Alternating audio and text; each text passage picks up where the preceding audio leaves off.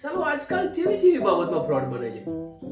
હવે online fraud ને લોકોને કંઈક લાલચ આપીને ઠગી લીધા હોય ને આ બધું તો આપણે રોજ પેપરમાં વાંચીએ છીએ અને સમાચારની ચેનલો ઉપર આનાથી વધારે કંઈ હોતું નથી. પણ 2 દિવસ પહેલા એક ભાઈબંધે મને બહુ વિચિત્ર કિસ્સો કીધો. મને કે એક જણો લક્ઝરીમાં લગભગ 50 જેટલા લોકોને લઈ ગયો કે ચલો હું તમને મહાકુંભ લઈ જાઉં, અને એ લોકોને ચાણો જ નવરાઈને આવ્યો. હવે અહીંયા જઈને કોકે પૂછ્યું કે ભાઈ આટલી બધી ભીડની વાતો બધા કરે છે કે 40 કરોડ પબ્લિક આવી, અહીંયા તો કોઈ દેખાતું જ નહીં.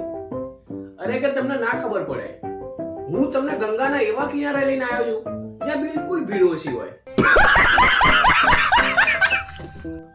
અલે 50 માંથી એકે ડાયો નતો.